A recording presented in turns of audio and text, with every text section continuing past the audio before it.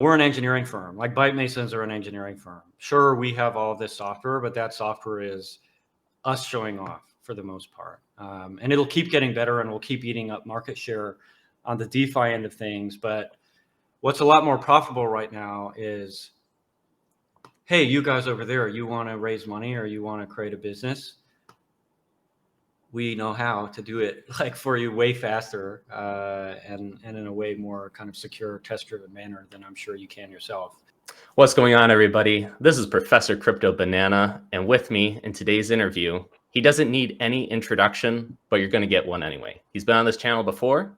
You can catch him as a panel host on Across the Chains, and he is the CEO of Byte Masons. Now, he's back to share what they've been up to for the past year and what they're trying to do. So welcome back. Hey, nice to be here again, Mr. Banana. I think you have a great audience and a great show. So let's get down to it.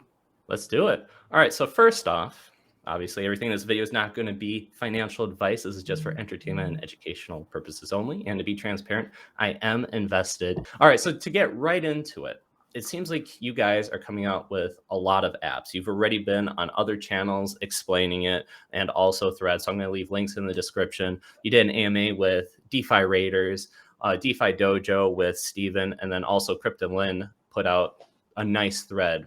What is Byte Masons trying to do in simple terms? Sure. Byte Masons is trying to create DeFi software that can compete with traditional financial institutions.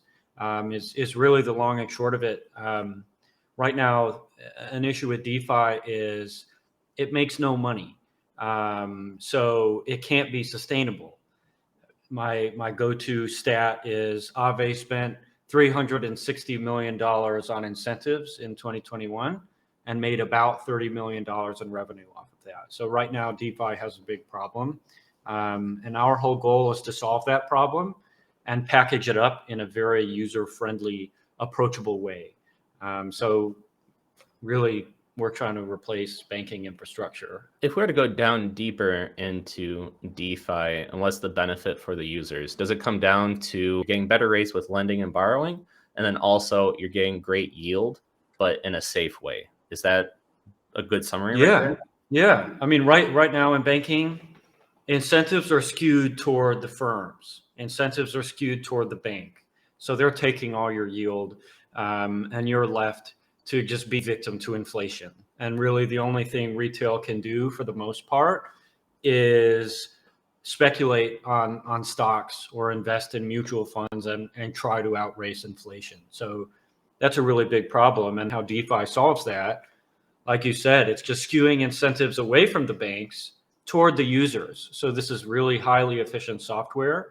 It's highly transparent software. So we're solving a bunch of technical problems. But on the flip side of that, we're giving users the power they need to feel comfortable and safe in a world where their currency is being devalued by multiple percentage points per year. And that's the whole point. It's giving regular people power and giving institutions superpowers.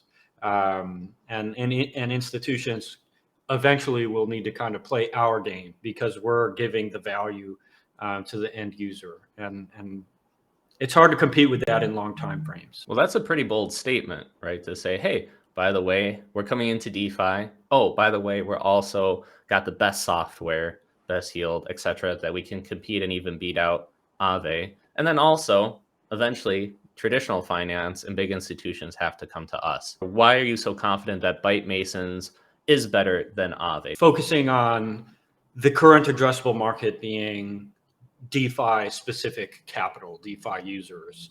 What we're able to do with our tech and kind of our breadth of innovation is take these DeFi primitives or these financial primitives, ignoring DeFi or whatever. You have lending, borrowing, okay, you have money markets, you have things like options, okay, you have stable coins are proving to be really significant. How can we just take those and take our existing tech so we have a portfolio of really advanced DeFi software So for example, our asset management software that's featured heavily on Reaper.farm. Let's say we take that asset management software and all of our experience in that space. We take all of our experience in lending on, say, granary.finance, or just through all of our research on risk, especially as it pertains to DeFi. And what if we combine those? So a problem you see with Aave is there's no demand for their liquidity. So borrowing is very slim pickings. DeFi protocols are fighting over a very small pool of borrow side demand. And what we're able to do with our technology is we're able to permissionlessly lend any extra reserves to other protocols. So what that really means for the end user is, let's say they use Granary, what we call now Granary V2, what will eventually just be Granary. They lend their assets there. Sure, we may get 20% of those assets borrowed by users at a really low rate. But what happens to that 80% overhead there? What happens to that extra liquidity? There's a really big trade-off in DeFi. Over collateralization is one of its greatest strengths and one of its greatest weaknesses. So not only do you have borrowers needing to over collateralize their borrow side positions, but you have people diluting their yield further, just supplying and not borrowing. So rates are very low, demand is very low compared to supply because everything is over collateralized. Now, what you get with that is you get an insane degree of elasticity. So markets fall 20% in the traditional financial markets, everything is on fire, everybody's crying, everybody's dying, nothing works. Whereas in DeFi, we can fall 90% and be totally fine because everything is over collateralized, and every single margin call is going to get filled. Every single loan has capital backing it. That's the important thing. And there are patterns you can use to facilitate things like margin lending in DeFi. You can use TradFi contracts to secure unsecured loans, which is kind of an oxymoron. Products like Maple Finance and TrueFi are doing that. Products like Gearbox and GMX are doing margin lending. But we see an opportunity to take all of these assets in these reserves. So think Aave, maybe 10, 20, 30% of their reserves are being borrowed, and then supply them to an Aave or to an Euler or to a Compound or to a Gearbox or even to a GMX. And in a principal protected delta neutral fashion, grow that collateral pool. So you're not relying on borrowers to generate interest anymore. You're able to generate interest on the entire balance sheet, which is really important. And of course, what we're working on is on the Reaper end of things, risk tranched vaults. We're working on more advanced delta neutral farming techniques. And that's an ongoing effort. So being able to generate as much yield as possible without presenting any risk is a really big thing, because we can't just throw everything into like T-bonds and take advantage of some arbitrary risk-free rate. Ethereum is helping with that a lot. So Ethereum is kind of creating a DeFi risk-free rate at 4% right now. But even so, there's like a lot of work that needs to go in to give DeFi the powers TradFi has. And that's our approach. Our approach is taking all these reserves and without compromising the elasticity of DeFi. So that you can withdraw down to 100% of the collateral pool, using those to generate more yield and passing that yield to the users, generally through like a token buyback and redistribution program, for the sake of like aligning incentives and all of that. So we solve a lot of problems with our tech, and I know that's a lot. I'm trying to keep it very simple. But really, like being able to compete with your Aaves, your Compounds, it's easy to the degree that we're almost entirely different protocols. We're addressing different markets, because we're taking like a really strong leap forward in tech, but that comes with it added complexity, a little bit of added risk, even though everything is delta neutral, principal protected, it's still being managed elsewhere. You know what I mean?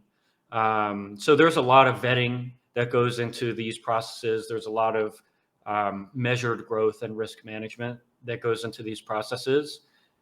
But we're kind of going to be growing in parallel to these protocols like Aave and Compound in a slightly different risk profile, and I think a much greater reward profile. And I think a profile that suits the average user a lot better. And really kind of what we can say is you think an asset like ETH or something similar, where Aave can maybe make, 0.5% in revenue on an ETH collateral pool, we can push 5.5% APY, and that revenue turns into profit for the user. It turns into efficiency more broadly. And it gives us the power to become a center of gravity and a center of mass in DeFi that is unbeatable. So imagine like you have this huge collateral pool, you have this money market. It can never lose to a competitor because it's always farming the competitor with any extra reserves. And that's a good thing. Like Aave existing and Compound existing is a great thing. Like I don't think we invalidate their thesis at all. But for users who want more money in a really conservative but still not like extreme risk profile, that's like the thing. Like we would be the equivalent of a bank that takes your money, puts it into T-bonds and pays you out like that yield. And that's how we compete. Yeah, well, this all sounds great. In fact, I also created a more simplified diagram because I put in a lot of time to try to understand it, but I love simplicity. So I'm going to go ahead and share my screen with you, and let's see how this pans out, if I'm understanding this correctly, and hopefully the users here watching can as well. So some of this is not out yet, but some of it is, such as Reaper Farm, Granary Finance. Hopefully I'm saying that right. But this is pretty much the ecosystem from how I understand it based on the previous interviews that you've done. That you have the Moon, which is just an easy way for users to get onboarded and to participate. And then they have two options. They can either go to Reliquary or to Ethos.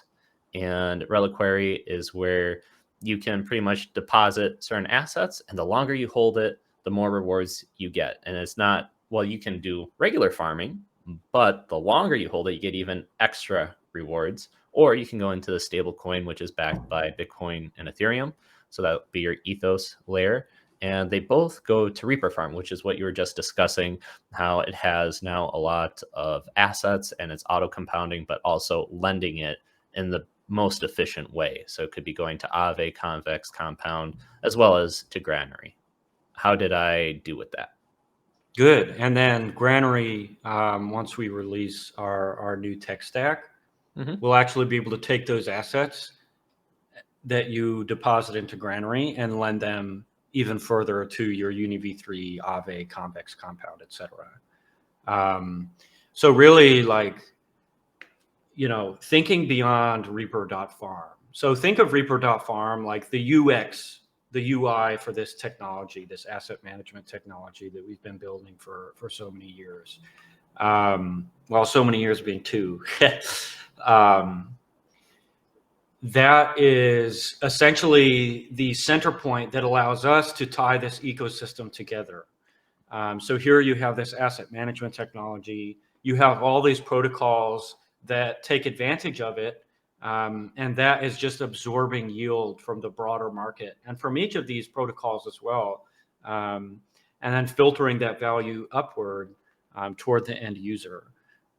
So each of these different brands, and kind of like a really difficult thing with a really high payoff is creating brands, so this could all be bytemasons.com. We have these 5 different, products, like you think maybe like sushi or even something like Amazon. The problem with that is you're going to be targeting the same demographic always. But a cool thing about our ecosystem is we have all these brands, we have all this tech that we can use to target different audiences. And what underpins that is the Byte Masons, our development firm. So whether we're developing on our own software, whether we're creating private label software, all of it can be tied together, and all of it can suit different financial needs, because our user base is really diverse now, and it's only going to get more diverse. So think of Reaper.farm eventually becoming kind of like a yield index, where sure, you can go in Reliquary or Ethos and take advantage of the yield from there in a very specific way. If you're like an experienced guy, you can just hop into Reaper and search up your favorite pool, and jump in that way. And as an index and as like a really, really, really powerful tech stack, it can underpin all of this and put every single dollar to work in the entire system. Of course, ignoring like, liquid asset buffers for the sake of user experience, but it just supercharges everything. You're coming out with all this new tech, and you're having to compete against the Aaves, the Uniswaps, etc. And there's also been a lot of carnage in the crypto markets. How are you attracting these new users to use your product? Because if people aren't going to be using it, well, then it's much difficult to get the flywheel going. Yeah. So luckily, we don't focus on decentralized exchanges, because Uniswap, I think, is one of the better companies in the space, for all their faults. Not ignoring some of their downfalls, but really, it's like and probably a problem of ours right now that we're working on solving is how do you tie these user bases together? But I'll say we have over 100,000 users. We don't emit incentives, so users aren't like really super loyal because we don't have like infinite ultra best yield always, because that costs a lot of money, and it's money that we're not really quite willing to pay out yet. But there are a ton of people that kind of churn through our vaults, come back for seconds, thirds, fourths. And right now, I think, especially if you're on Optimism or Phantom, our technology is in your rotation, almost guaranteed. If you're kind of an intermediate plus level DeFi user. And really, it's about broadening our addressable market. So right now, I mean, all DeFi UI UX kind of stinks is a big problem. But where users know they're going to get the best deal on Reaper because we don't take a lot of fees. Same deal with Granary. With Moon, and even with Reliquary and with Ethos, we can create a very abstract user experience and take kind of this noise that we've proven we're able to generate and convert that into direct usership. And once Reliquary and Ethos are live, that's when we start emitting incentives, and that's when we start competing wholeheartedly for the long haul.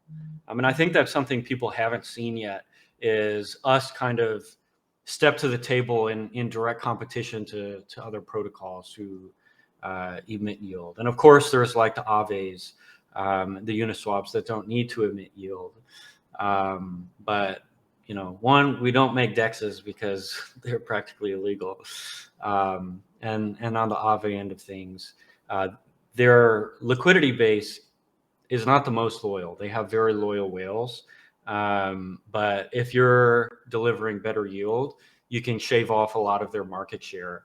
I mean, at that point, it's kind of a war of attrition, which we're able to win from a technology standpoint. And maybe going beyond that, Aave hardly develops anymore. Like the difference between Aave v2 and Aave v3 is almost negligible. We've developed more on the Aave code base than I think they have. And they're building a social media platform. It's like there's a lot of complacency in the blue chip DeFi realm. You're talking about companies with PDE ratios of over 100. Like they're not too worried about advancing the tech or sticking in it for the long term. But we're hungry, and we work hard, and we have more engineers, And for the most part, we have more talented engineers. So what I heard from what you just discussed is, number one, your software and the tech that you're going to be introducing is much more efficient. Number two, you're going to be able to provide better yield, and you're hoping that that will incentivize users to come check out one of your multiple products and then want to stay because they've been exposed to it. Yeah, and really the better yield part is the crux of it, because it's better sustainable yield. So the reason we haven't emitted incentives is because it's straight up impossible to be sustainable with DeFi's current tech stack. But now that we're able to really push the efficiency, honestly, to a 10x plus level, now we can actually break even or even go beyond break even with incentives and with overhead. So it's really like, finally, we're creating a profitable business, and we can have yield that's competitive with traditional finance expectations and beyond competitive by DeFi expectations, and do it over decades, centuries, etc. And it's proprietary. So, we've got strong licenses on some of the key elements of this tech. So we can kind of build a technical moat that can't be touched too easily by others. And by owning the whole tech stack, like, for example, if you're Aave and you want to do this, you need to give, 40% of your yield to Yearn, because they're going to probably have to run the vaults underlying. You have bloated overhead anyway, and you have pretty tough customer expectations in terms of risk. Whereas we'll kind of be coming to the table, owning the entire vertical, addressing an audience that is a lot more understanding of DeFi broadly. People can get their 0.2% APR in Aave, but I really don't think that's going to be able to tap into traditional liquidity markets. It just seems impossible. You're coming in and you're saying we're going to be able to generate a lot of yield. Where is this yield coming from? How can users, based on they hear this term, oh, you can get yield, and then all of a sudden they're worried about them completely losing their funds.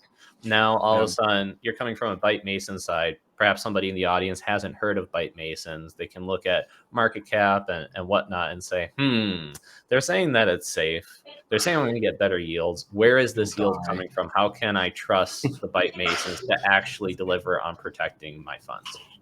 Yeah, I mean, we don't really play the Ponzi game, so whatever. We don't have the biggest market cap ever, but we're a well-capitalized team of 29.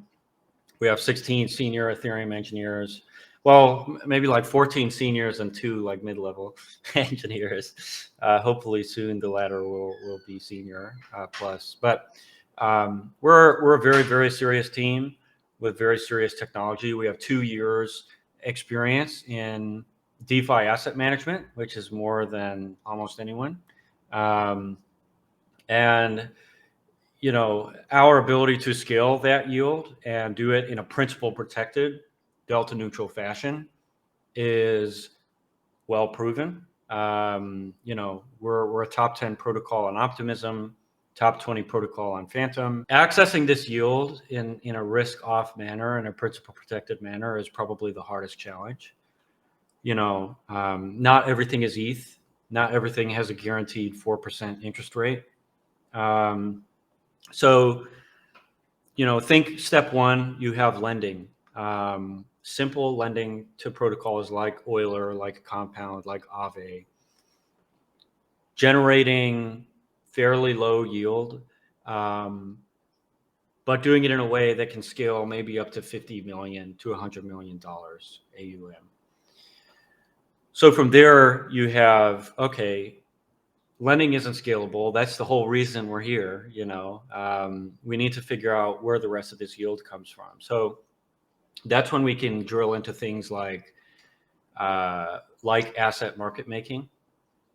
So, for example, asset plus derivative asset on Convex or Uniswap v3, you can protect principal fairly efficiently as long as you have a buffer to handle slippage and to handle fees, which for $100 million would be probably less than a few $1,000s.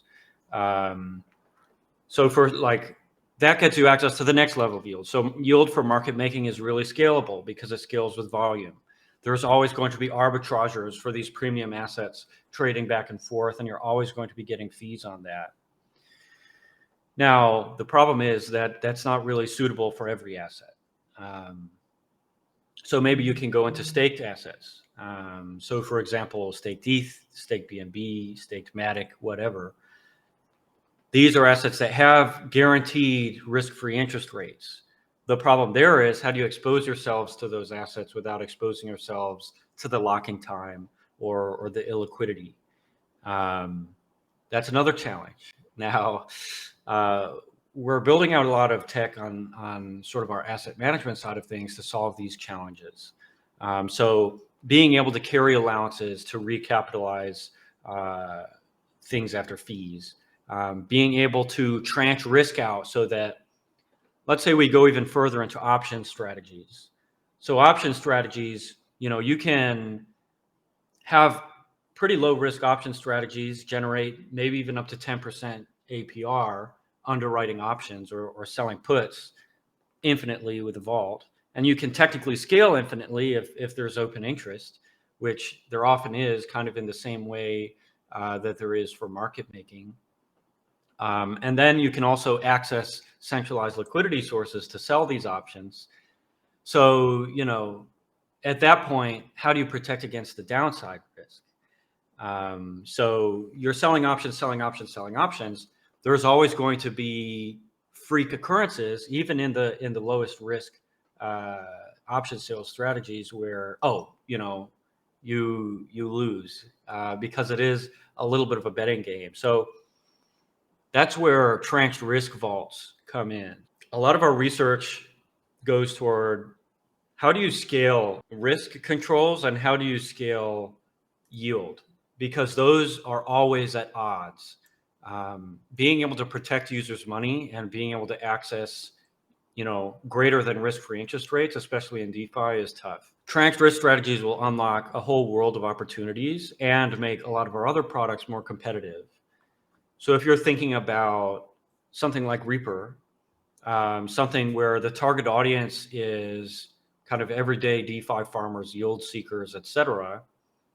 If you give those users access to junior vaults and now they can get single-sided asset exposure, maybe at 1.5 times the yield of competitors because they're getting paid out by these senior tranches.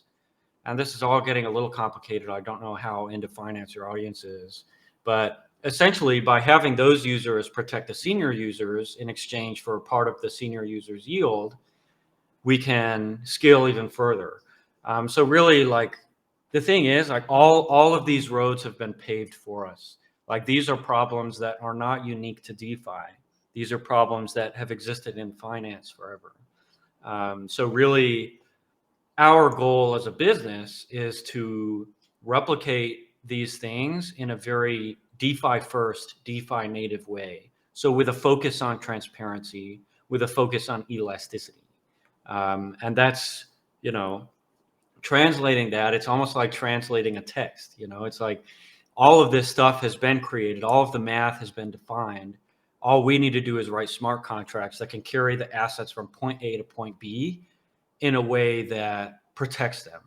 And then scaling even further, you're talking about, okay, we need to get insurance. We need to create insurance protocols or link up with insurance protocols. How can we insure ourselves from downside risk in ways that don't just separate, risk out? How can we get insurers or underwriters to protect these contracts? And that's a big problem with DeFi, is it doesn't really exist. You can create, options protocols and make them insurance, kind of like cover using binary options or similar.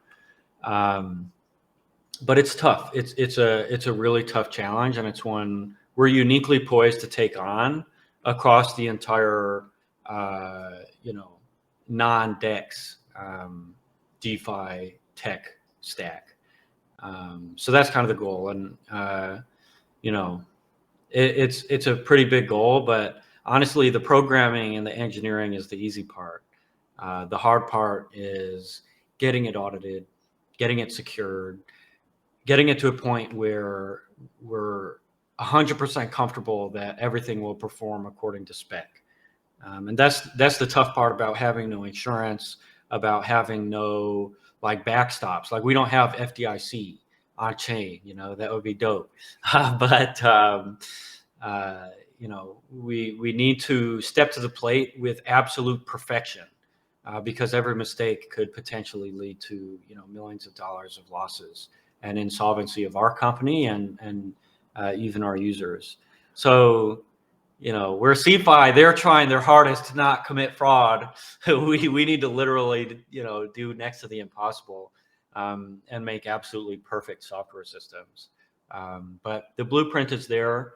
We're kind of following it, kind of like we do with business. Like we're not trying to be the next big crazy DAO. We're just trying to make a good business that's sustainable, that generates enough revenue to keep going and keep developing tech. So yeah, we're not reinventing the wheel, but we're making the wheel a whole lot freaking better, and that's our whole mission. So essentially, you're looking at traditional finance. You say this has been proven. We're going to simply take what's out there and turn that into software on the DeFi side, and do that with really great yields, not taking a lot for Byte Masons, because in previous interviews you stated that you're going to take extremely low amount of yield, especially, or fees, in comparison to these other protocols. But why hasn't any other company or crypto project come out and already done what you guys are attempting to do? Well, the thing is, like, we're on the bleeding edge of technology, So one, not many people are working on it. Two, we hire like half of them. It's just there aren't enough engineers, there aren't enough researchers working on this stuff, and it's high risk. It's freaking hard. It's freaking expensive. We grind every day trying to get this stuff done. So the reality is there's just nobody working on it. We're us and maybe a couple other firms are kind of working toward the same general direction, but nobody's addressing the root of the problem like we are. And the only reason that we can do that is because our team in running a yield aggregator like Reaper, not only do we have the highest level of asset management experience, but we integrate with every other DeFi protocol. So all of our engineers can close their eyes and write these systems top to bottom. It's like the familiarity our team has by working with these systems every day is very, very unique, because a lot of these other teams are working in a silo.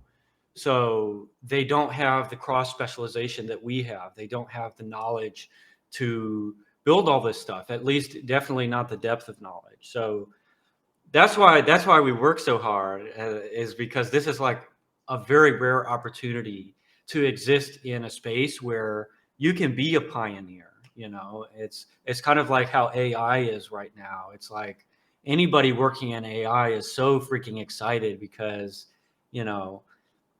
nobody else is working on AI. It's so new, and that is the case. And AI is still like 100 times bigger than DeFi, and nobody working in it is like a ton of engineers.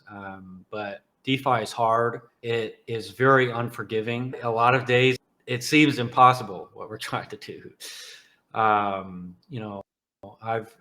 wept, I've screamed, I've gotten pissed off working in this industry, and the reason we do it is because nobody else can. Nobody else wants to. It's like ours for the taking a little bit. And of course, there are a lot of really great teams that are thinking the same exact way. None like ours. We're very unique. We have 16 engineers, always sharing ideas, building across 5 different tech verticals. It's kind of magical what we were able to create throughout 2021. We think we are the ones to bring DeFi tech to where it needs to go to compete with traditional finance. Well, you mentioned that you have a big team and seems like very capable, very talented. I'm going to take your word on it because I'm not going to be able to go to each one and say, tell me your expertise. But at the same time, some people would say, does that cause for concern with the runway of Byte Masons? Because if we're in a bear market, how long does Byte Masons have in terms of runway is a major question for pretty much every project. Yeah. I mean, we've got like, if we don't touch any tokens and we don't raise any money and we don't make any money, we've got like 9 months of runway. We can just exist.